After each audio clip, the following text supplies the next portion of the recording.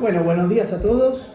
Vamos a dar inicio a la defensa. Yo voy a leer el acta, pero primero voy a hacer una pequeña introducción para recordar los tiempos de la instancia, ¿no? Vos, Javier, vas a tener 40-45 minutos para presentar la tesis. Después pasamos a los jurados, que van a tener 10 minutos para hacer comentarios o alguna pregunta. Después vas a tener unos 5 o 10 minutitos para hacer la devolución. El director va a tener unos minutos para decir unas palabras. Y después sí, los jurados pasan a un cuarto intermedio. Ahí en ese caso Javier y Matías van a pasar abajo. Yo después los voy a buscar cuando ya tengan el dictamen. Y bueno, después ya pasamos a la lectura del dictamen y ya finaliza la defensa.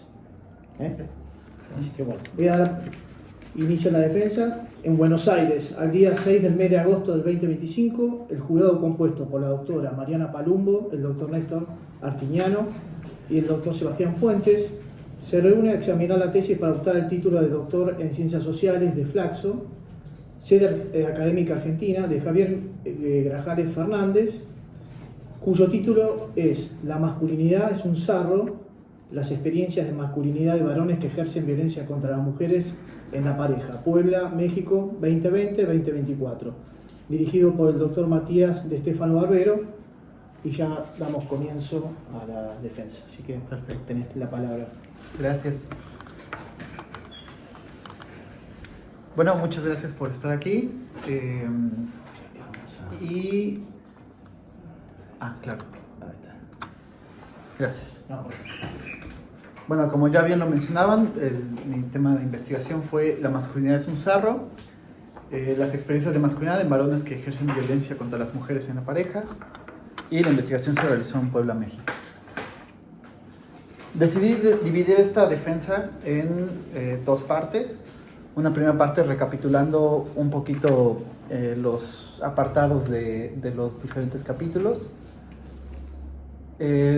Como introducción cabe destacar que la violencia en México es un tema bastante preocupante, y esto ha hecho surgir o ha promovido el surgimiento de un nuevo sujeto, el hombre violento. Y este surgimiento de este nuevo sujeto ha venido acompañado de múltiples esencializaciones y caricaturizaciones. Estas esencializaciones y caricaturizaciones no nos permiten del todo comprender las experiencias de estos varones, las experiencias de vida de estos varones. Tampoco nos permiten comprender la manera a través de la cual han configurado su masculinidad, y tampoco nos permiten comprender del todo sus propios ejercicios de violencia. Y además se dejan de lado distintas dimensiones importantes como las que se exploran en los distintos capítulos teóricos.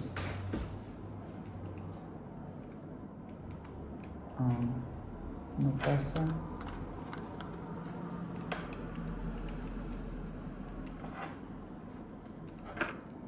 No, y con el mouse tampoco. Ya, perfecto. Bueno, en cuanto al estado de la cuestión, decidí dividir el estado de la cuestión en dos partes. Una primera parte en donde se abordan de forma crítica o se analizan de manera crítica los distintos enfoques las distintas aportaciones de algunos enfoques biológico-deterministas, como lo son la frenología, la sociobiología y la psicobiología, y también los aportes de la criminología y la psicología. Específicamente, en cuanto a criminología y psicología, se aborda de forma crítica los aspectos normativos que a veces se plantean y algunas perspectivas positivistas. Y en cuanto al marco conceptual de esta investigación, está conformado por distintas aportaciones de los distintos feminismos, los estudios de la masculinidad y el psicoanálisis. En cuanto a los objetivos de investigación, el objetivo principal consistía en analizar las configuraciones de las masculinidades de los hombres que ejercen violencia en contra de las mujeres en México, analizar cómo influyen las interacciones homosociales en estas configuraciones de la masculinidad, comprender de qué manera la identidad de estos varones se relaciona con la violencia, y explorar cómo se relacionan tanto el género como la violencia en la construcción de las masculinidades. En lo que respecta a la metodología, es una investigación de corte cualitativo y se inscribe tanto en los paradigmas críticos como en los hermenéuticos de las ciencias sociales. Decidí realizar 13 entrevistas a profundidad y acompañarlas de distintas observaciones participantes en 2 grupos de varones que ejercen violencia. La muestra es no probabilística y no aleatoria, y el tipo de muestreo es oportunista. Esto debido a que el estigma que recae sobre los varones que ejercen violencia dificultó el acceso a la muestra. Es decir, varones que ejercen violencia no era difícil encontrarlo, pero que quisieran ser entrevistados y que quisieran contar sus historias de vida y sobre todo también hablar de sus propios ejercicios de violencia era algo complicado. Y bueno, en cuanto a los capítulos teóricos, el primero lo titulé retomando, todos los capítulos teóricos retoman una frase de los varones, porque para mí era muy importante rescatar tanto su voz como su propia singularidad y respetar siempre sus historias y sus discursos. El primer capítulo lo nombré "Y entonces prometí no volver a dejarme, de ser agredido a agredir", y se comienza mostrando que la violencia cumple con una función pedagógica, y también se analizan de qué manera los contextos violentos muestran una vinculación entre el crimen organizado y la masculinidad hegemónica. Además, muchos de estos varones, cuando hablaban sobre sus historias, mencionaban que para ellos era algo bastante importante el hecho de que se han desarrollado en algún contexto violento, sea porque han vivido en el barrio o porque han tenido cierto contacto con el crimen organizado, con el narcotráfico en México, o porque viven en una zona donde hay estos grupos delictivos. Algunos autores proponen que los varones son más propensos a ser víctimas de violencia en el espacio público, y eso es algo que también se podía ver en las entrevistas, pero sobre todo en este capítulo lo que predomina es que retomo los aportes de Michel Viviorca y las concepciones freudianas sobre la repetición, para decir que estos varones que han ejercido violencia normalmente suelen repetir activamente los ejercicios de violencia que vivieron o sufrieron de manera pasiva. Este es un principio de la repetición freudiana. El sujeto experimenta una situación traumática en una posición pasiva, y en las repeticiones lo que hace es repetir esa situación traumática, pero ahora colocado él como en una posición activa. Y en cuanto a Michel Viviorca, lo que propone es que el sujeto que ejerce violencia, de alguna manera, en algún momento se ha percibido negado como sujeto, y la violencia constituiría una forma de afirmar su propia subjetividad o su propio carácter como sujeto, a costa de negar la subjetividad de otros. El segundo capítulo lo llamé "Hay una lucha entre hombres, la eterna competencia". Y ahí me interesaba mostrar que los otros no solo funcionan como aquellos que introducen al sujeto a un orden simbólico o al orden del significante, sino que también operan como agentes de socialización que transmiten distintos mandatos de la masculinidad, o lo que en los grupos donde estuve llamaban los códigos culturales. Estos mandatos de la masculinidad que logré encontrar en las entrevistas normalmente se asociaban con el estoicismo ante el sufrimiento, la promiscuidad, el silencio emocional, que algunos autores hablan como mutilación afectiva o mutilación emocional, y el rechazo de lo femenino, de todo lo que se considere femenino. Lo que se podía apreciar es que el otro también opera como un policía de género, retomando la expresión de Kimmel, es decir, aquel que castiga todo aquello que se sale del marco de la masculinidad hegemónica. Y bueno, también se encontró que estas relaciones homosociales son paradójicas o muestran cierta ambigüedad, porque oscilan entre la búsqueda del reconocimiento, la competencia y la rivalidad. Lo que se veía en algunas de de las historias que ellos contaban era que normalmente se buscaba feminizar al otro para poder masculinizarse. Entonces, esto también coincide un poco con las observaciones de Viviorca, como negar al otro para afirmarme, pero también feminizarlo para obtener cierta masculinidad o para poder masculinizarse.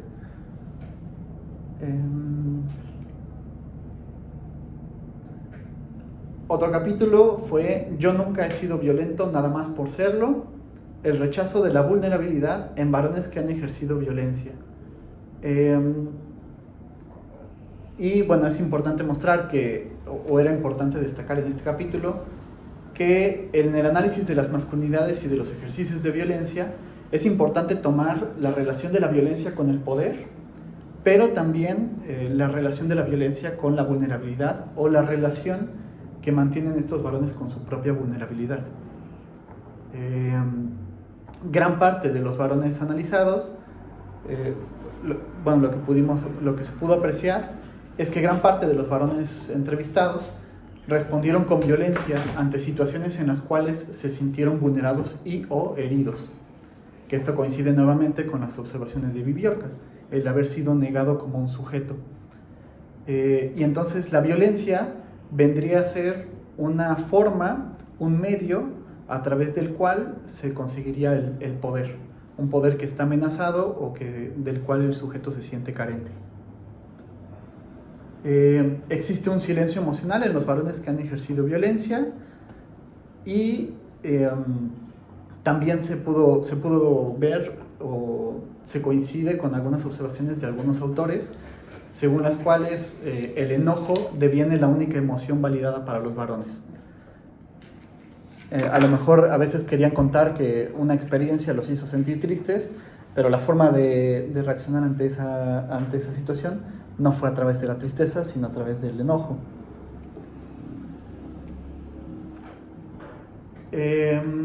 Otro capítulo fue No es una buena idea eso de que las mujeres quieran ser como los hombres, la división sexual del trabajo, el mandato de proveedor, protector y percepciones de los feminismos.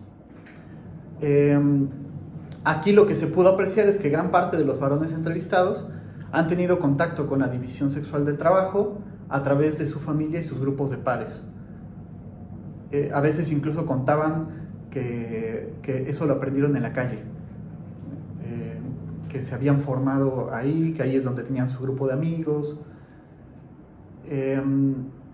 Estos varones también mostraban un desconocimiento de las asimetrías de género, o cuando llegaban a reconocerlas, solían reconducirlas a una cuestión individual, como algo que pasaba en el espacio de lo privado, y esto les impedía concebirlas como un fenómeno público y estructural. En sus discursos también lo que podemos apreciar es que existe una naturalización del cuidado en las mujeres. A las mujeres les correspondería entonces tanto el trabajo doméstico como los trabajos de cuidado, y a su vez existe una naturalización del trabajo remunerado en los hombres. A los hombres les corresponde el rol de proveedores, protectores, y esto al mismo tiempo plantea una serie de exigencias con las que ellos tienen que cumplir, porque, la forma de mostrar que uno es un varón y que ese varón es masculino es mostrando su capacidad para proveer. Y entonces cuando se enfrentan a una crisis económica, una pérdida de trabajo, o no ganan más que otros varones, representa para ellos un problema. Y en cuanto a las relaciones de estos varones con los aportes o los cuestionamientos del feminismo, lo que se pudo apreciar es que hay una resistencia a estos cuestionamientos, que estos cuestionamientos se toman de alguna manera como un ataque, y a veces podía mostrarse como cierta intención de cambio, bueno, yo quiero tomar estos cuestionamientos para cambiar, pero a veces tenía que ver más bien con mostrar una imagen de cambio, que lo voy a tocar más adelante también este punto. Y el último capítulo teórico se llamó Yo te celo porque te quiero. La vida amorosa de los varones que han ejercido violencia contra las mujeres. Aquí retomo los aportes de la doctora Marina Palumbo para decir que, bueno, en los varones que ejercen violencia contra las mujeres existe un vínculo, o tenemos que pensar que existe un vínculo entre el erotismo y la violencia. Que algunos aportes, por ejemplo, revisaba los trabajos de Bell Hooks, el All About Love, y menciona como que el amor y la violencia están separados.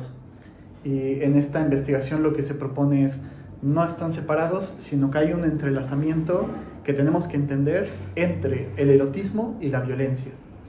Que el erotismo tiene que ver con disolver esta condición de discontinuidad del sujeto, y la violencia sería como ese medio a través del cual el sujeto busca romper con su propia condición discontinua. Esto se expresa a través de cosas como el poder o el control de la pareja, invadir o transgredir los límites de la pareja, etcétera, que van desde simples bromas hasta ejercicios de violencia más severos. Un ejemplo de esto eran los celos, que para estos varones los celos implicaban un signo de amor, una muestra de amor. Yo te celo porque te quiero. Pero hay en ese yo te celo porque te quiero, hay también una voluntad de poder y dominio que quizá para ellos no era del todo comprensible, o no era visible para ellos. Para ellos era una muestra de amor.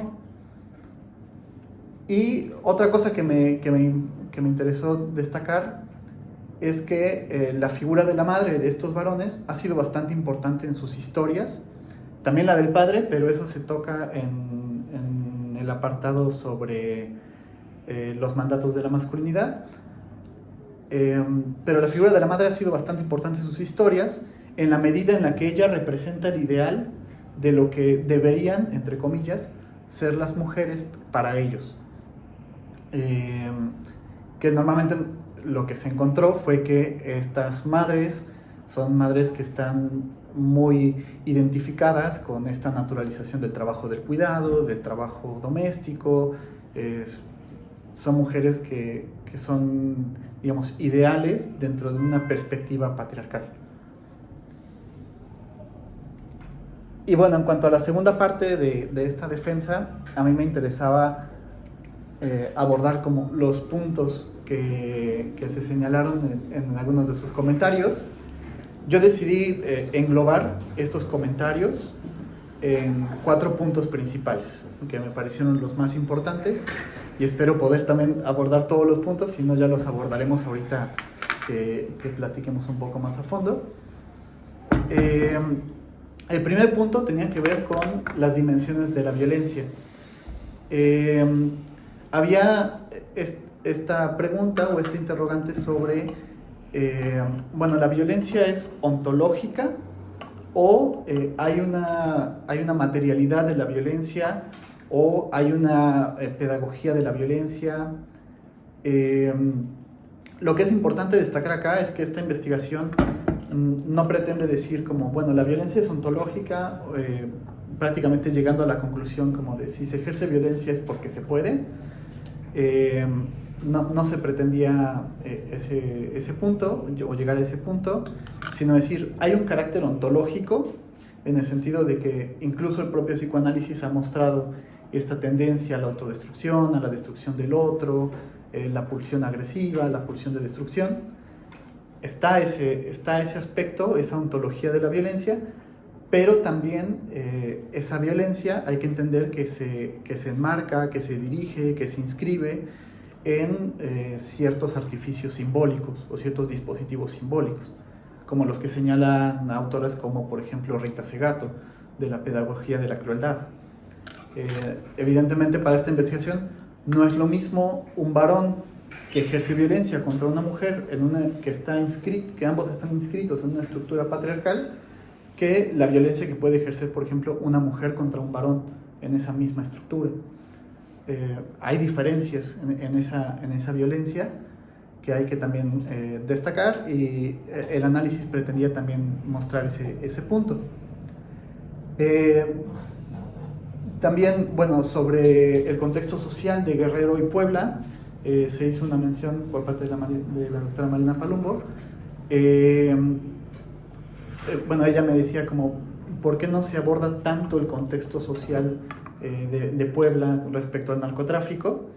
Y para mí era importante destacar que realmente abordé todo un apartado sobre el contexto social de Guerrero, porque para los propios varones entrevistados era importante. Entonces, para mí siempre fue algo muy, muy vital o muy fundamental rescatar lo que para ellos era importante y a partir de ahí dirigir las vías de análisis. Entonces, cuando entrevistaba a personas que venían de Puebla, sí mencionaban haber venido de barrios o que hay cierta inseguridad, sobre todo en los márgenes de la capital poblana, pero no representaba para ellos un tema fundamental o importante en cuanto a la construcción de sus masculinidades.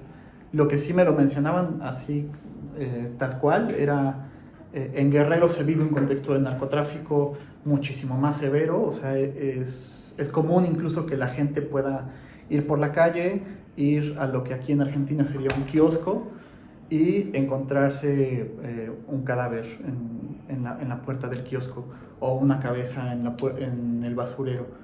En Puebla eso no sí existe, pero no se vive tanto, ¿no? O no está tan explícito como en las zonas como Guerrero, en Chilpancingo precisamente. Y para los varones era algo que representaba una situación traumática bastante importante, o ese contacto con la violencia que se destaca principalmente en el capítulo 1. Ya lo moví.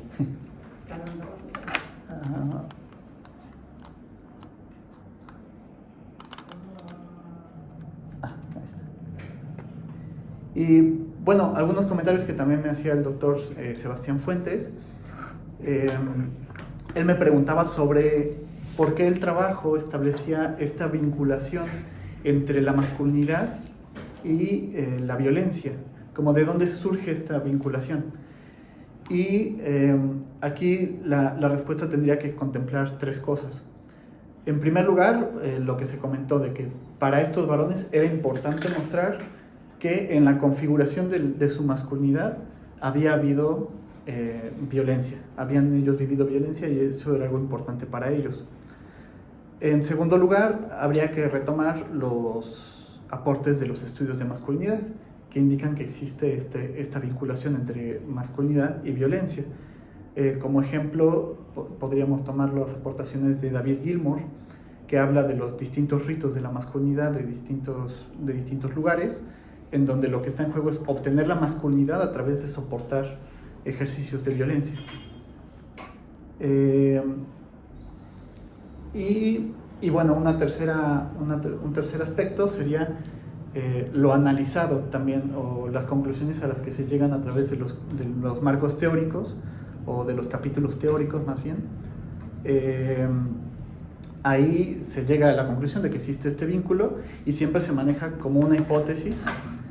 Y también hay que destacar un aspecto que me parece fundamental, y es que cuando se habla de esta vinculación entre violencia y masculinidad, no se le refiere a términos de causa-efecto.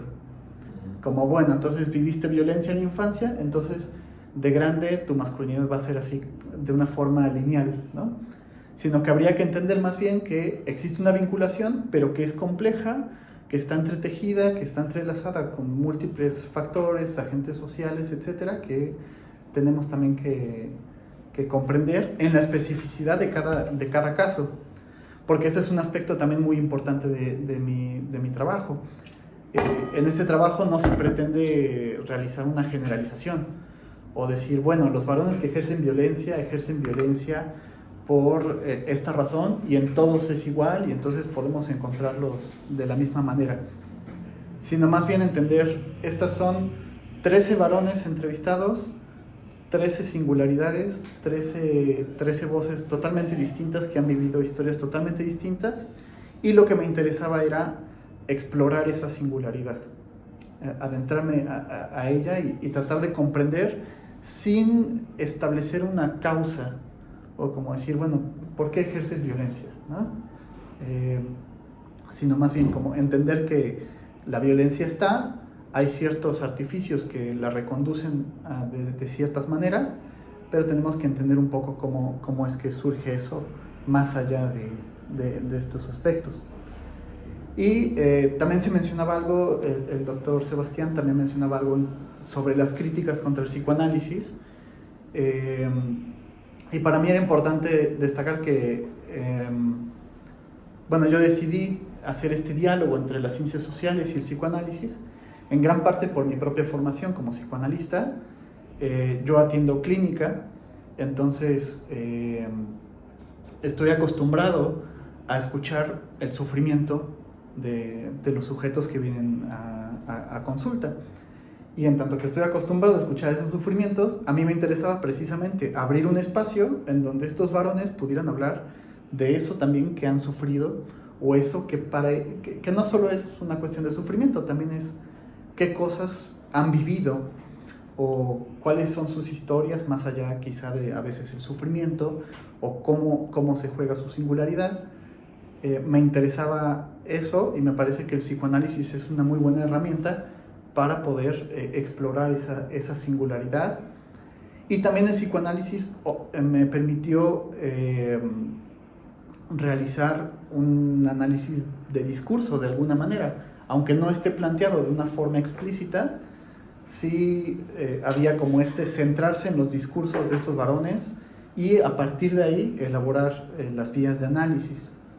También hay que decir que algunas de estas críticas contra el psicoanálisis provienen de enfoques positivistas, que a su vez también pueden ser criticados por estos dogmas que a veces establece el positivismo, como el lenguaje como algo que puede ser neutral, como esta importancia que se le da a la comprobación empírica, etc. Y bueno, por último, como futuras posibilidades de investigación, me parece que esta investigación abrió 3 caminos que en lo personal me gustaría recorrer, ¿no? O me gustaría indagar un poco más, y que también se propone o también la tesis invita a realizar esta exploración de estos temas. El primero tiene que ver con la relación entre los ejercicios de violencia de los varones y el consumo de sustancias. En este trabajo de tesis se toca el tema del consumo de sustancias, principalmente el consumo de alcohol y algunas otras drogas como la cocaína, por ejemplo.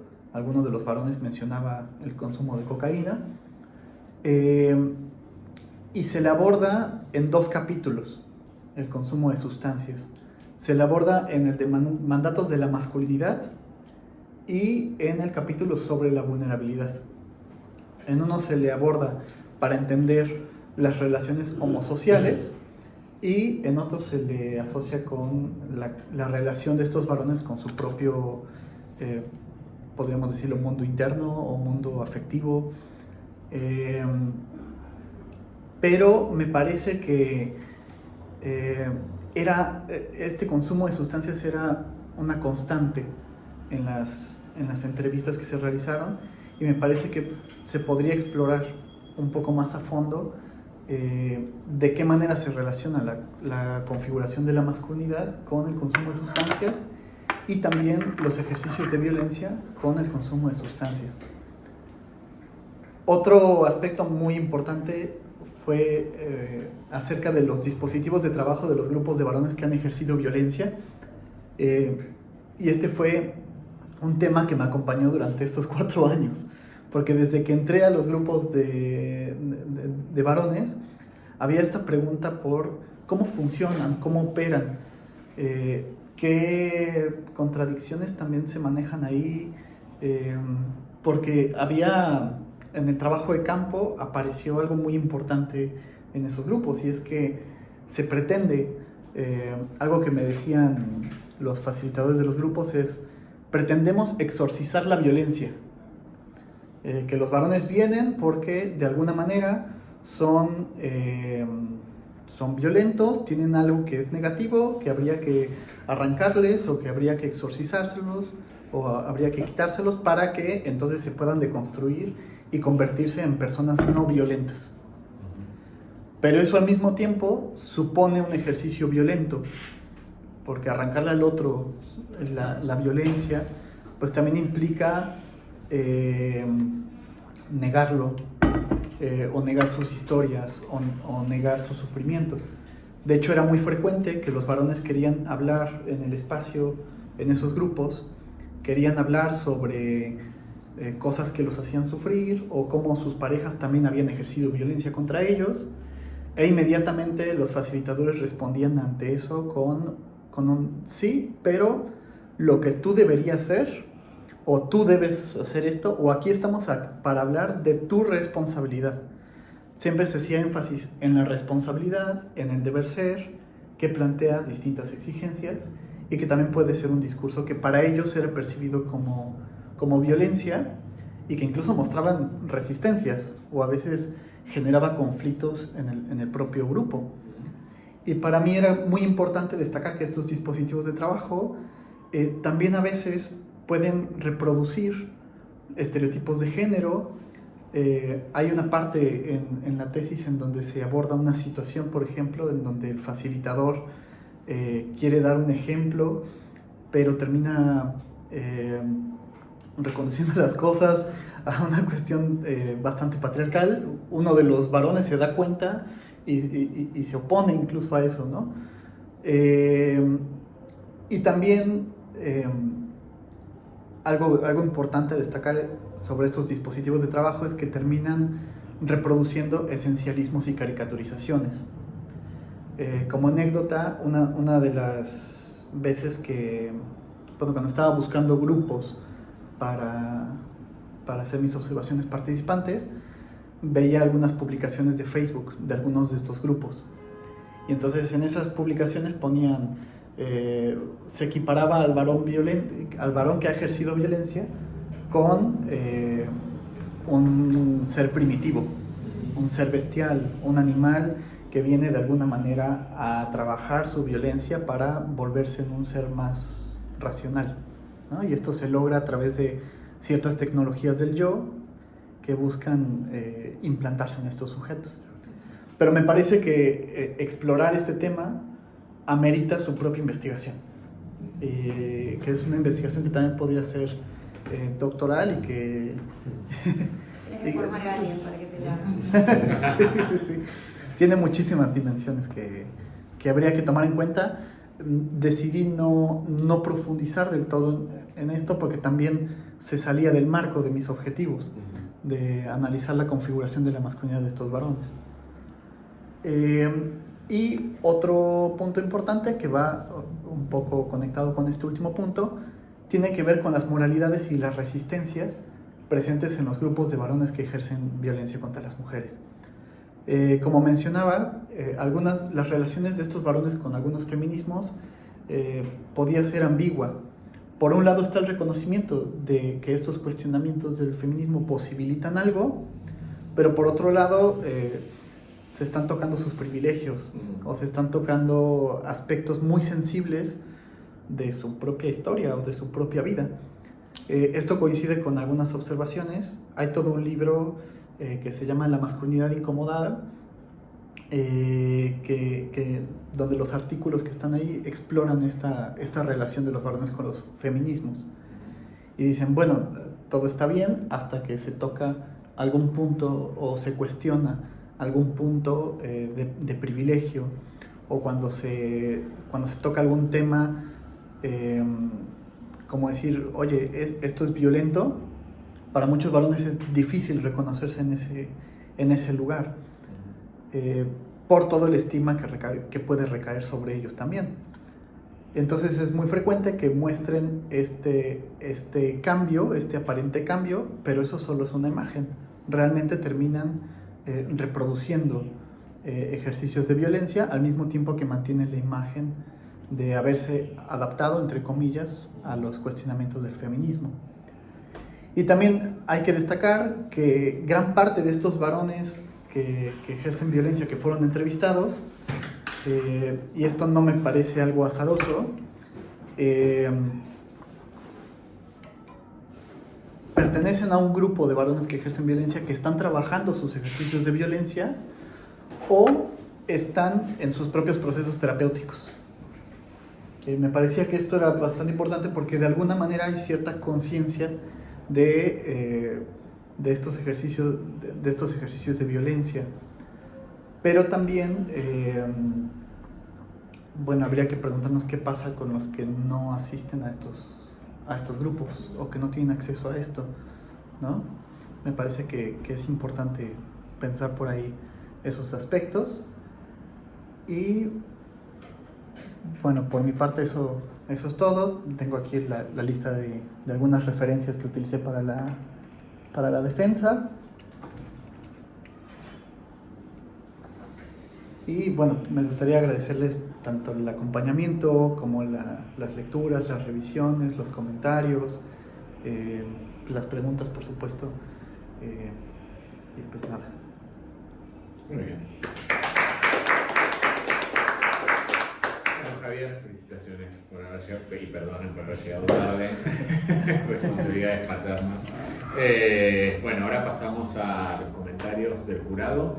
Si querés minimizarlo y comenzamos con... ¿Está Sebastián conectado o no? ¿Lo perdimos? O... Sebastián iba último, no me acuerdo.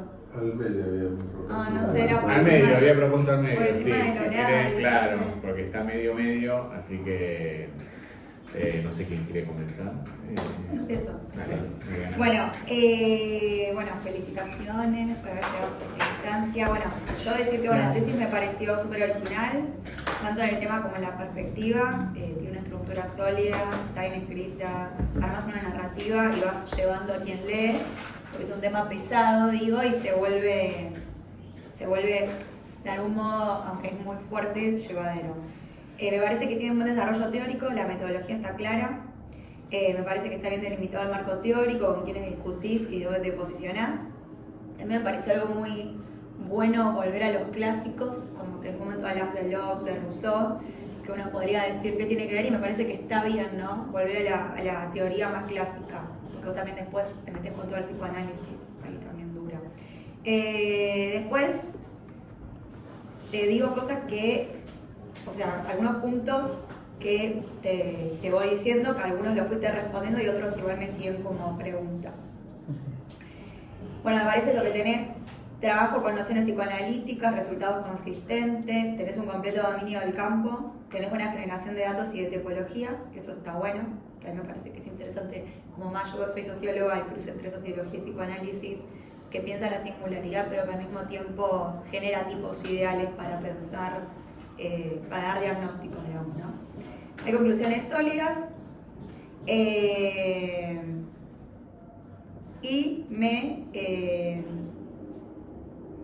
te quería decir sobre esto, que, bueno, que me parece que vas y venís en 3 niveles durante la narrativa de la tesis, en el macro, en el meso y en el micro. Me pareció que sí pudiste dar cuenta de esta tensión entre ontología y pedagogía, que a mí por un momento se me perdía, me parece que quedó mucho más clara en la defensa. Bueno, después me parece que es muy interesante cómo empezás la tesis, explicando el fenómeno y discutiendo con disciplinas. Eso me hizo acordar mucho al texto de Simone de Beauvoir, el del segundo sexo, cómo ella se pelea con la ideología, el marxismo creo que era, y llega a dar su definición. Hay algunas cuestiones que sí me generaron algunas dudas, algunas lecturas que hace sobre los feminismos que yo las leería distintas. Entonces, como por ejemplo cuando hablas de feminismo posmoderno, ¿qué estás pensando en esto sobre el feminismo posmoderno? Después, me gustó mucho cómo trabajaste con los verbatims, con los fragmentos de las entrevistas, de las observaciones, que lo volvés como medio cinematográfico, porque sin entrar en narraciones como más gore, das cuenta de esa crueldad, de esa violencia.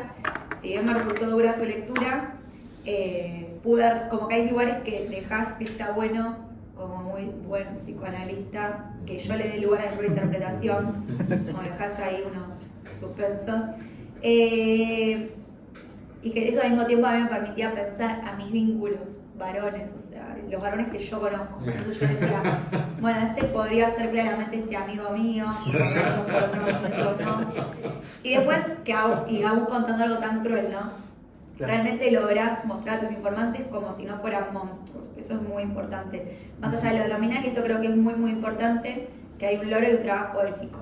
Bueno, ahí también se ve muy buena la dirección de Mati, se ve en muchos pasajes que hay que haber dicho no, o no pone esto, eso yo lo veía también. Bueno, dejo algunos puntos que algunos sé que ya los presentaste. Por ejemplo, hay muchas cosas que nos hace acordar a los feminismos negros que te planteaba, que tiene una línea argumentativa muy similar y que sería bueno que para otros artículos lo repongas, porque aunque vos ahora estás diciendo, bueno, el Hooks va por otro lado, como que sí, para mí hay puntos que, si está bien Bell Hooks, te dice que eso no es amor, pero hay una cosa de las narrativas de las feministas negras, de poder no tener una lectura tan cruenta de las masculinidades, eso me parece que ahí está. Bueno, sobre esto diste algunas pautas, lo de la materialidad y la ontología.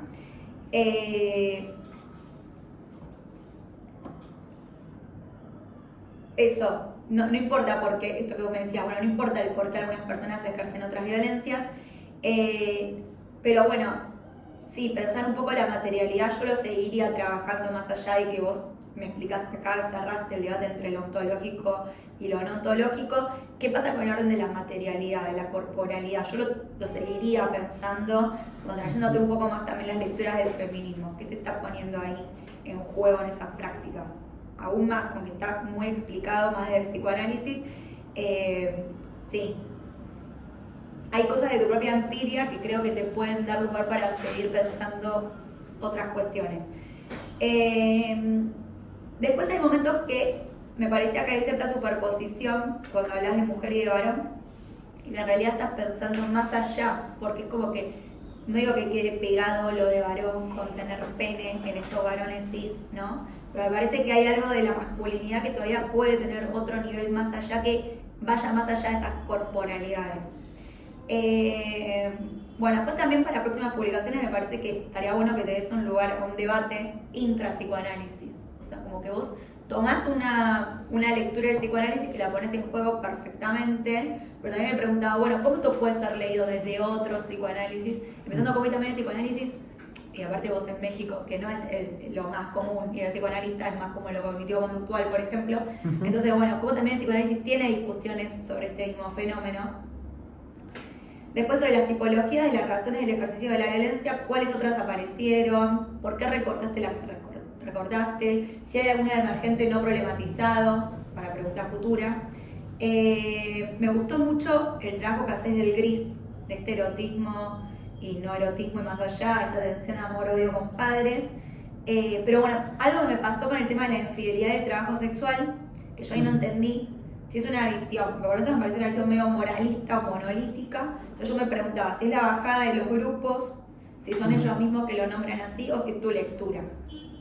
Entonces por eso yo te traía lo de Puebla, no tanto lo de Puebla por el narcotráfico, sino Puebla más por esto de que la religión. Para mí hay algo de la variable de religión que está en la tesis, y aparte pienso el contexto Puebla, que le dicen mocho, bueno, y eso. Sí. Entonces, justamente sí, Guerrero muy vinculado con el narcotráfico, pero yo también hubiera trabajado más o le daría más lugar a futuras publicaciones a pensar el contexto religioso de Puebla. Digo, ¿no? Esto que vos decís, que cuando les hacen esas bajadas de línea muy fuertes en los grupos, bueno, entonces en la Ciudad de México hubiera sido igual. Después, nada, también jugar un poco con la mirada de los pares. Vos decías, bueno, acá en la defensa vos decías, bueno, en el grupo le dicen eso, es tu responsabilidad. Pero bueno, ¿qué pasa con la mirada de los pares? ¿Cómo se ponen en juego los aprendizajes de qué deben decir y qué no? O sea, cosa que igual lo trajiste, ¿no? Pero ¿qué está pasando con los pares ahí? Sí, esto me parecía muy interesante, trabajar más como psicoanalista las resistencias, ¿no? De los propios sujetos y de los grupos. Perdón, yo te hice 1000 comentarios. La relación con las mujeres. Bueno, eso sí, como que también ahí yo trabajaría un poco más el contexto del feminismo en Puebla y en México, ¿no? Que hubo como una explosión, un boom muy fuerte, que me parece que es tan importante como la dimensión de la religión. Como que son dos dimensiones que le daría, a ver si me puedes contar un poco más. A ver, ya casi termino. Hay ciertas afirmaciones, que yo te ponía algunos ejemplos, que sería más cautelosa. Entonces diría, bueno, no es que no cuidan, que cuidan, o qué actividades hacen al mismo tiempo que cuidan, como que eso también sería un poco más ahí. Como trabajar los grises para pensar la violencia, trabajaría el tema de cuidados también un poco más los grises. Y que acá igual trajiste lo que está buenísimo porque traes el tema de la madre, que es, me parece eso que los psicoanalistas, capaz es una lectura medio chafa la que hago, pero que piensa en el tema de la madre, y yo siempre tengo como una hipótesis que la gente con muchos temas de violencia y consumo tienen temas con la mamá, pero digo que es como que digo, ¿qué pasa un poco más con los padres? Como que le daría más lugar a los padres, ahí a ver qué pasa. Bueno, esos comentarios, te felicito. Gracias. Bueno, gracias Mariana. Seba, ¿seguiste vos? ¿Cómo estás? Hola, ¿qué tal? Sí, dale, puedo seguir, sí. Genial. Bueno, gusto saludarla. Lamento el poder estar ahí. Justo estoy saliendo de una cirugía que me hicieron ayer y bueno, me avisaron de esto hace 2 semanas, recién hace 10 días, así que hubo que cambiar mucho los planes y lamento no poder compartir presencialmente con todos, pero sobre todo con Javier, porque nuestra relación empezó virtual y parece que termina virtual desde el taller de tesis acá.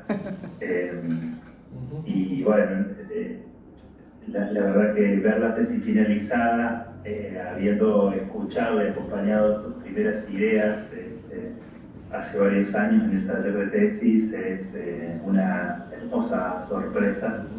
Y por eso, bueno, las felicitaciones. Vos sabías desde el inicio que era difícil, así recuerdo que lo planteabas, que era dificultoso, digamos, el tema, por múltiples motivos disciplinares o de contexto político también. Y bueno, y ver una tan buena tesis, digamos, finalizada, la verdad que es una alegría y por eso felicitaciones a vos y también a Matías, lógicamente.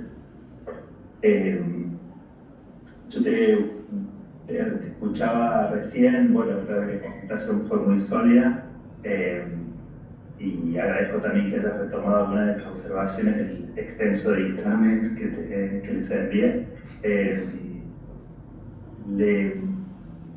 Por ahí quería así aclarar y seguir pensando con vos, dentro de lo posible en esta instancia, que la asociación entre violencia y masculinidad que yo observaba en el dictamen tenía más que ver con la cuestión de la crianza, este constante remitir a las experiencias de socialización temprana, primaria, etc.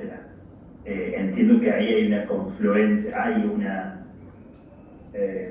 un sesgo psicoanalítico interesante, pero el efecto de lectura no porque vos lo dijeras directamente, ¿no? Pero el efecto de lectura que eso causaba en organizar los datos de esa manera y traer las narrativas sobre las propias infancias, adolescencias de estos varones, terminaba produciendo el efecto de que al psicoanálisis no le gusta, pero que cuando se escucha de afuera provoca ese efecto, que es la causa explicativa, digamos, ¿no? De la violencia, que termina asociando violencia con masculinidad. Yo creo que se sale de eso, o que se puede salir de eso, a partir de incorporar alguna teoría del parentesco. Y sobre eso yo siguiendo algo que te decía recién, tal vez es ubicar la investigación en torno al parentesco en México o al parentesco en Puebla, porque ahí hay algo como, diríamos, general, pero tal vez también singular en torno a esa configuración, sobre todo por la relación con la madre, que aparece con tanta frecuencia, más allá de que es un estudio cual, cuando los discursos se repiten, bueno, ahí hay algo para prestarle también atención, ¿no? Yo te señalaba el clásico de Eric Rubin, pero podría ser cualquier otro que introduzca ahí la cuestión de cómo funciona esta socialización en las masculinidades violentas o que terminan ejerciendo violencia a partir de la conformación familiar y de los pesos que tienen las posiciones en esa estructura del parentesco, en esa socialización, ¿no? Evidentemente hay un rol de la madre mexicana que se está jugando ahí, lo digo obviamente con una visión estereotipada desde fuera de México, desde fuera de Puebla, pero creo que se entiende hacia dónde voy, ¿no? También para complejizar algo que creo que mencionaba Cristina Gilmore, también está en Segato a su manera, esto es, la violencia se ejerce hacia qué audiencia. Es hacia los otros varones, que es una insistencia también de Segato, ¿no? Esto de que la performance violenta, cuando el varón violento ejerce su violencia, tiene en la cabeza a otros varones, no a la mujer a la que está sometiendo. Pero tal vez la explicación de eso también está en el parentesco, o una parte de la explicación también está en la conformación del parentesco, ¿no? En torno a cómo se piensa esa relacionalidad con congéneres y con mujeres. Y bueno, y después la observación sobre el psicoanálisis, digamos, sí, yo no acuerdo con la crítica cientificista, digamos, hacia el psicoanálisis, pero sí tenía que ver con una virtud y un posible vicio, digamos, de la tesis. La virtud, yo la señalo, que es tu escucha psicoanalítica, digamos, tu oficio psicoanalista se ve en la tesis, en la manera en la que escuchás, parece una escucha casi clínica. Yo miraba, o sea, tus interpretaciones, y luego de cada verbatim, y no son interpretaciones que me hubieran salido a mí, digamos, ¿no? Aún estando imbuido de ese marco teórico, digamos, había cosas que vos identificabas ahí que tenían que ver claramente con tu experticia y que tienen sentido, son lógicas esas interpretaciones situadas en el marco teórico, pero también en tu oficio. El posible problema que aparece ahí es dónde está el inconsciente.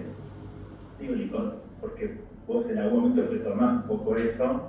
Digo, el inconsciente es interpretable, esto escucha en realidad antes que el discurso de ellos. Están ellos escuchando en el dispositivo de entrevista, escuchándose a sí mismos, digamos. ¿Cómo funciona ahí la relación entre el dispositivo clínico y el dispositivo de entrevista para una investigación empírica en ciencias sociales? Digamos, ahí hay algo capaz que para mí necesita como una, más que fundamentación, elucidación para vos mismos también, ¿no? Incluso hasta para metodológicamente capitalizar también esa posición como psicoanalista investigador en ciencias sociales, ¿no? Bueno, nada, dejo ahí. Gracias, Sebas. Gracias. Bueno, Bueno, algunas de las cosas que había apuntado para este momento, me parece que es una tesis fundamental para pensar las políticas públicas. Hay mucho para aportar desde ese lugar. Rescato la complejidad del tema y a su vez cómo la tesis termina estando bien estructurada, bien escrita, bien definida. Muy interesante también, bueno, un poco el compañero decía también, estas teorías existentes de desarrollamiento y cuáles se seleccionan y cuáles se dejan de lado y por qué. Digamos, eso me parece que es una potencia porque te lleva a un mapeo y una profundización de todas esas miradas. También creo que otra potencia y el desafío de articular feminismos, masculinidades y psicoanálisis.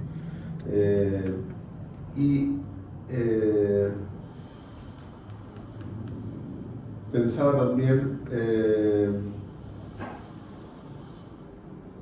una serie de perlitas que me parecían interesantes, que no hacen a la tesis en sí, pero sí la enriquece, digamos, cuando uno está en las generalidades, pero también en las particularidades. Y pensaba desde, no sé, algo que hiciste mención en la exposición, cómo titular los capítulos con resultados de las entrevistas. Eso me pareció muy interesante. El definir cada autor desde qué disciplina está hablando, también me pareció que eso no es común encontrar por ahí esos detalles. Y bueno, alguna otra que tenía por ahí anotada. También otra de las cosas que pensaba es, la tesis me gustó mucho, digamos, me atrapó, me invitaba a seguir leyéndola, y a su vez me da la sensación de que, por un lado, es de esas tesis que abren puertas, que te dejan pensando, que te generan preguntas. Bueno, acá ya han salido muchas de esas preguntas. Que uno puede encontrarse con alguna afirmación, además, que está de acuerdo, no está de acuerdo, pero es lo que nos pasa con todas las tesis, con cualquier libro que uno lee, con una película que ve en el cine, digamos. Y es más, pensaba también, uno lee cosas propias de hace 5 o 6 años. Sí, ¿cómo escribí esto? Para bien y para mal. Y dice, ¿quién escribió esto? Yo no me hago cargo. El dictamen también dije, ¿quién escribió este dictamen? No estoy de acuerdo con esto. Y en eso me parece que hay como una invitación, digamos, por un lado a celebrar lo nuevo, esta instancia, esto producido, y por otro lado es empezar a duelar el envejecimiento a partir del día de hoy. Porque esta otra cuestión, digamos, la tesis en sí es una foto del presente. Ahora ya a partir de pasado mañana empieza a ser una foto del pasado, que no le quita importancia porque sigue siendo una foto que representa a ese momento en que vos hiciste el estudio. Entonces, nada, me parecía que eso también estaba bueno traerlo y que para nada le quita riqueza, sino por el contrario. Bueno, después no hice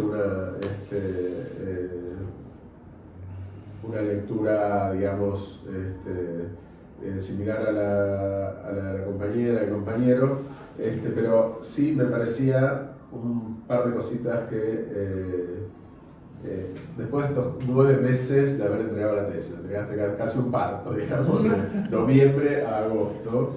Sí. ¿Qué lectura haces ahora de tu tesis? ¿Qué brillos y opacidades encontraste cuando la releíste para preparar esta presentación? ¿Te seguiste dando besitos a vos mismo frente al espejo diciendo es maravillosa? ¿Encontraste alguna cosa que ya te hizo ruido de antemano o desde ahora, digamos? ¿Qué es lo que sucedió con este producto tuyo, de ustedes, porque siempre es un trabajo conjunto? Y me quedaba pensando ahí en lo fuerte de esto que decías al último de la exposición, de la estrategia de exorcizar, utilizar eso, ¿no? Porque el exorcismo es, se te ha metido el diablo, entonces hay que sacarlo, pero no hay responsabilidad en esa persona, no hay construcción en esa persona, entonces es como la antítesis cuando se puede hablar de una deconstrucción, de una masculinidad en relación a la violencia. Con esa exorcización no hay proceso posible de llevar adelante, sino es a partir de un trabajo de preguntas, repreguntas, contradicciones, y que cada persona pueda llegar ahí encontrando nuevos rumbos. Y pensaba también esta idea, digamos, del patriarcado en tanto jerarquía masculina y heterosexualidad obligatoria como uno de sus fundamentos, y que mientras esté en el sentido de esta idea de jerarquía masculina, la violencia va a estar porque a eso hay que defenderlo. Y cuando no se defiende por las buenas, se defiende por las malas. Y la mala es acudir a la violencia, ¿no? Una pincelada más a todas estas interpretaciones. Y bueno, nada, por último, felicitarlos a ambos, a vos por todo el laburo, a Mati por la dirección, y analizar realmente me gustó. Gracias. Gracias, Néstor. ¿Querés decir algo? ¿Comentar? Bueno, creo que fueron muchos puntos que se abrieron que me parece importante pensar. Respondiendo a la doctora Mariana Palumbo, yo creo que esta tesis también es importante destacar que hay toda una reflexión de en qué posición estoy yo parado o desde dónde estoy yo hablando también, ¿no? Que me parece que es algo que los feminismos y los estudios de masculinidad y el psicoanálisis también permiten o incluso exigen, ¿no? Desde dónde uno habla, porque lo que se dice no es neutral y objetivo y ajeno a ideologías, ajeno a sesgos, etcétera, ¿no? Y para mí era importante siempre destacar, hablo como varón, cis, heterosexual, blanco, ¿no? Desde cierta posición, que creo que lo más complicado de esta tesis fue precisamente eso, el que también supone los feminismos y los estudios de masculinidad y psicoanálisis también suponen una cierta transformación de uno mismo, ¿no? O de estar revisando críticamente la propia posición discursiva que uno mantiene y que a lo largo de todos estos años permitió cambiar, ¿no? Yo le comentaba a Matías que empecé en una posición quizá incluso crítica hacia ciertas posturas feministas, pero cuando uno va investigando, uno va armando, uno va entrando al campo, etcétera, algo se va modificando de eso y evidentemente uno nunca está libre de estereotipos o de hablar en masculino ¿no? Como esta idea de que a veces en la tesis se mencionaba como el todos, ¿no? Y como que a veces habría que darle como ese lugar también a la pluralidad, ¿no? Pero me parece que la tesis permitía como ese avance o ese ir construyendo, ir deconstruyendo, ir cambiando. En cuanto, por ejemplo, a estas observaciones sobre la infidelidad y el trabajo sexual, me parecen sumamente importantes, ¿no? Y creo que el trabajo no buscaba, digamos, establecer una mirada conservadora de la infidelidad o del trabajo sexual, sino a mí me interesaba siempre respetar lo que los varones decían. Así, y si los varones decían, pues le fui infiel a mi pareja o me fui con una prostituta, ponerlo así, ¿no? Ponerlo así, aunque quizá pueda haber una discusión sobre estos términos, o hacer estas observaciones que esos comentarios me permitieron también poner una nota al pie de página y decir, bueno, cuando se refiere a esto, estamos hablando de esto, ¿no? Yo me acuerdo, Javi, perdón, que en un momento discutíamos si la infidelidad era considerada violencia para el trabajo, para nuestra mirada, y decir, bueno, si sí, ¿por qué? Si no, ¿por qué? ¿Y cuál es la diferencia ahí en cualquier caso entre violencia y daño? Y eso también supone como una discusión que creo que todavía sigue un poco abierta, como el estudio de violencia. La violencia es daño, todo daño es violencia, toda violencia supone un daño, si no, cómo, por qué, y cómo se distribuye eso después estructuralmente, y me parece que esa es una discusión que nos debemos, igual todos todavía. Sí, totalmente. En los grupos, por ejemplo, la infidelidad era tomada como una violencia. Claro. Y para el trabajo de tesis, ¿no? Para esta tesis se hace esa observación de no estamos tomando la infidelidad como una violencia, aunque sí implica un daño, ¿no? Y bueno, es quizá algo que podría ahí discutirse. Para mí era como también muy importante porque había la observación o la sugerencia de poner rupturas de acuerdo de monogamia, ¿no? pero me parece que en el propio discurso de los varones la infidelidad se presenta como incluso algo más, ¿no? Claro. Algo que escapa quizá de una cierta visión contractualista de la infidelidad, ¿no? Como algo que se jugaba, digamos, para ellos de una forma pasional o incluso como el producto de un sufrimiento, ¿no? Como de ya mi relación es insostenible, es insoportable y entonces se busca a un tercero que sostenga esa relación, ¿no? No soy psicoanalítica la lectura. Sí. Sí, incluso algunos de esos varones me decían, ¿no? Como, bueno, las cadenas del amor son tan pesadas que hacen falta 3 para cargarlas, ¿no? Sí, hay varios temas. Era un camión atrás, un calco que vos... Entonces, bueno, era importante como también rescatar estas dimensiones y por eso también, digamos, se dejan estas palabras, ¿no? Como infidelidad, etcétera, ¿no? Respecto a esta cuestión de los feminismos posmodernos, a mí me interesaba siempre hacer esta lectura de los feminismos en su relación con el psicoanálisis y los estudios de masculinidad. Y había esta autora española, Silvia Tubert, que es una psicoanalista que tiene un texto sobre los feminismos y el psicoanálisis. Y me parece que lo que era realmente importante, por ejemplo, en el feminismo posmoderno, es rescatar la concepción que comparte con el psicoanálisis sobre la noción de sujeto. Que el sujeto no es un yo, o no es una identidad, o no es una identificación, sino que es toda una construcción ajena a su propia voluntad, ¿no? De la que es parte sin saberlo. Que a lo mejor Sebastián preguntaba, ¿no? ¿Dónde está lo inconsciente? Pues precisamente ahí, ¿no? Está esta estructura simbólica que antecede al sujeto, en la cual él se viene o se ve inmerso sin saberlo. Y sin saberlo reproduce esos discursos del otro con O mayúscula, ¿no?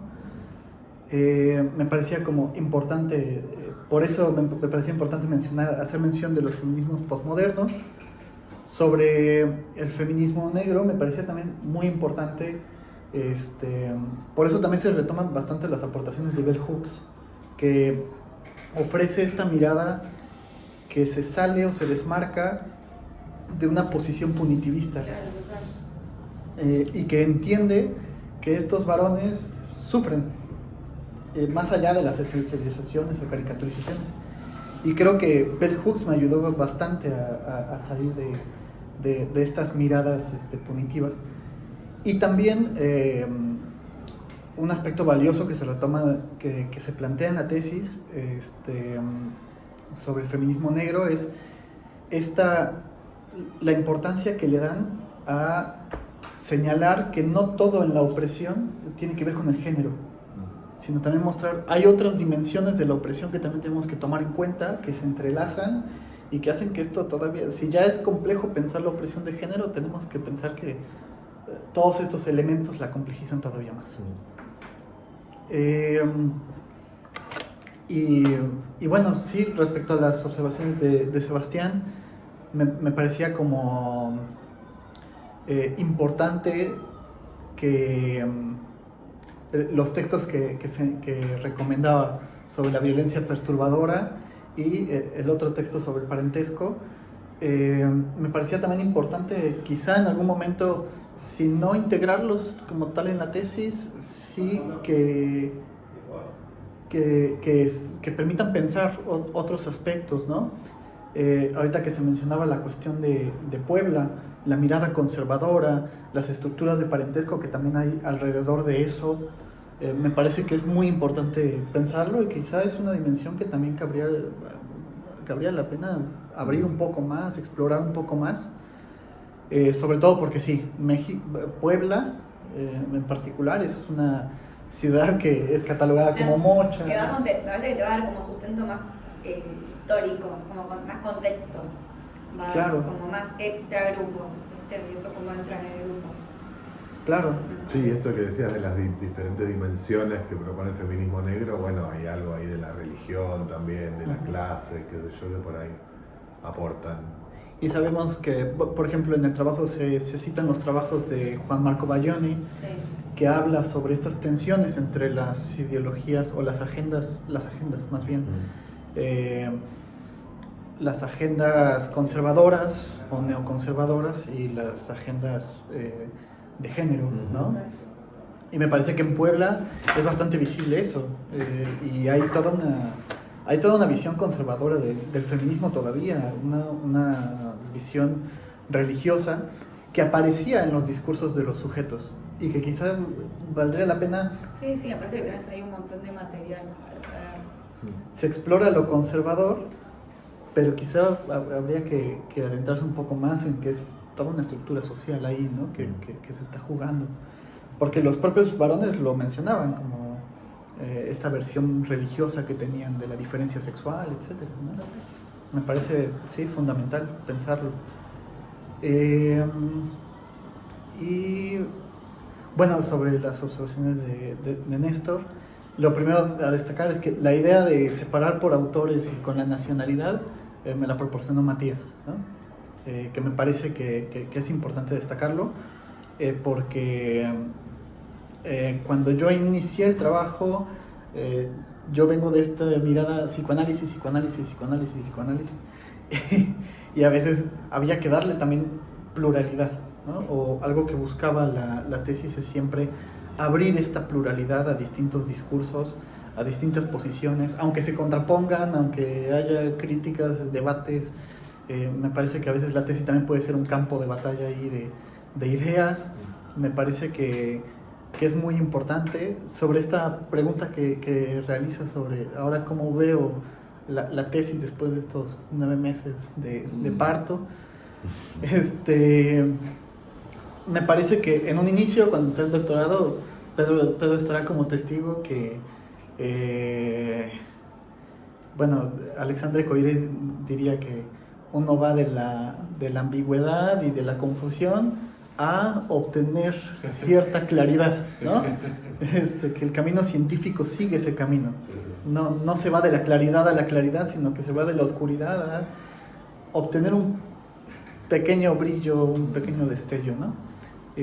Y me parece que la tesis fue eso, ha sido un camino que ha posibilitado aclarar ciertas cosas más allá de una esencialización y caricaturización. Y me parece que en ese sentido veo la tesis como eso, y la veo como algo que no está terminado, que quizá puedo volver en 5 meses, leer algo y decir, ¿pero por qué escribí esto? Pero me parece que lo importante es dejarlo abierto, que sea un trabajo que esté en continua construcción, y que sirva para repensar y pensar las cosas más allá de quizá las diferencias teóricas o no sé, o las interpretaciones que uno hace de distintas lecturas, ¿no? Esto de la esencialización y caricaturización lo tenía notado y se me pasó, me parece que es como muy ordenador, ¿no? Porque uno plantea ahí, ya sabe dónde se ha encontrado muchas veces con esas miradas, entonces ya a partir de ahí después se despliega la tesis. Claro. Muy bueno eso. Claro. Y sobre todo para mí lo más importante o lo que algo que me gusta de la tesis, más allá de si puede haber un arrepentimiento posterior, No te persigas. tiene que ver con, para mí lo importante es, se le dio lugar a la voz y a la historia de estos sujetos, que como bien mencionaban, hay una escucha clínica. Sí, total. Que incluso en la tesis en algún punto toco ese tema, porque algunos varones me decían, bueno, hablar contigo me sirvió porque pude hablar de esto que me dolía y que no he hablado en años. Y entonces era increíble que esta tesis, más allá de las opacidades que pueda tener, produjo efectos. Produjo un efecto en estos sujetos, produjo un efecto en mí, evidentemente como investigador, que tampoco estoy ajeno de esto. Y bueno, me parece que provocar es la intención, ¿no? Yo quería destacar eso, Javi, que me parece que la tesis pone palabra donde había silencio, como dice Néstor, y pone pensamiento ahí donde a veces hay estereotipo, donde hay prejuicio, un poco por miedo, un poco porque es incómodo, lo dijimos varias veces. Es un tema pesado, es un tema incómodo, uno siempre se siente interpelado cuando se habla de estas cosas. Como decía Marian, te vienen recuerdos, esto me suena de acá, viste mi papá tal cosa, mi hermano, mi primo, mi pareja. Y yo creo que eso hace que también uno en parte creo que explica también un poco el posicionamiento de los grupos, ¿no? Como que hay algo de todo esto que si no se contiene, se pone en cajitas, se limita, el temor es a que se desborde, ¿no? Entonces poner ahí palabra, espacio, pensamiento, me parece que es algo donde se termina necesariamente transformando la violencia en otra cosa. Yo creo que alguien que puede darte una entrevista, reconocer que le hizo bien hablar y todo, bueno, ya es una experiencia transformadora, porque por ahí la próxima dice, hablar, garpa, tiene sus cosas. Entonces, bueno, me parece que eso es importante. Y agradecerte porque para mí también, lo hablábamos al principio con Néstor, para mí también fue un proceso de aprendizaje, es la primera tesis doctoral que dirijo y siento que nos acompañamos mutuamente en ese camino, que yo me descubrí dirigiendo la tesis, vos te descubriste haciéndola, sobrevivimos, y una tesis complicada, digo, de un tema duro y la verdad que yo también me llevo un aprendizaje, me llevo las mismas preguntas por ahí que te hicieron, me las puedo hacer yo también a mi trabajo, al futuro trabajo, así que nada, me parece que es un lindo proceso y nada, lo quería destacar. Sí. Buenísimo. Bueno, muchas gracias. Ahora pasamos a que vos te vas y queda el jurado deliberando. ¿Podemos Sí. dejar un vasito de agua? Sí, ya Por favor. conseguimos todo. No, necesito café. Ustedes bajan. Sí.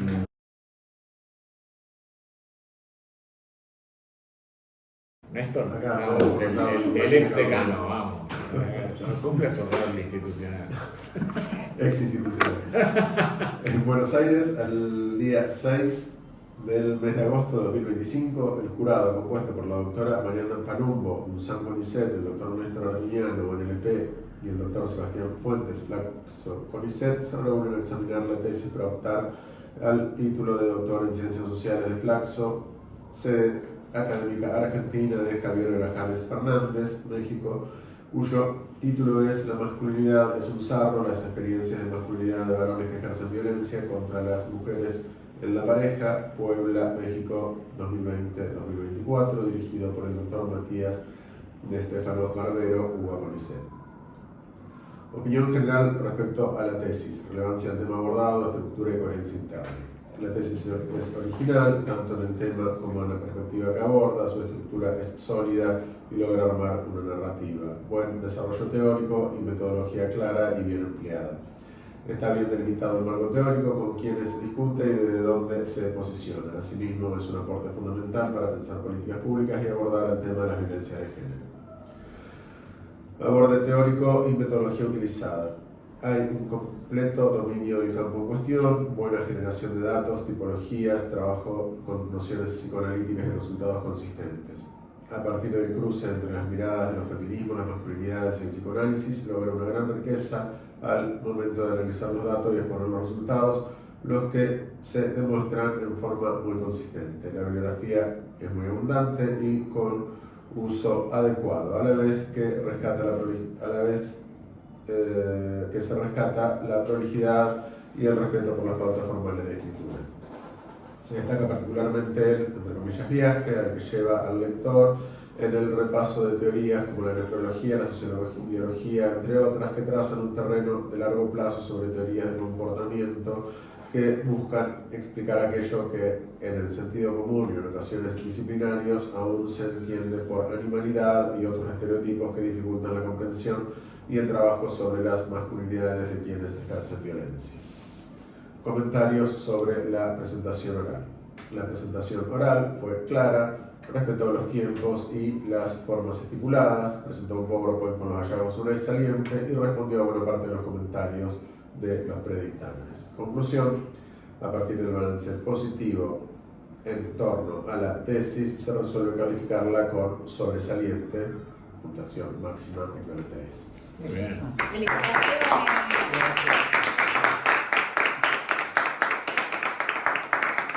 Vos y el director, su primera tesis. Bien. Felicitaciones al director. Muy bien. Muchas gracias. Que sea la primera de muchas. Ojalá. Ojalá. Javi. Ay, no, no, Felicitaciones. Sacamos una foto. Muy fino, director. Bueno, nosotros ¿Qué te hacen argentino? no pagamos, pero les damos una cafetería. ¿Qué son esos? Felicitaciones por aquí. Ay, qué linda vela.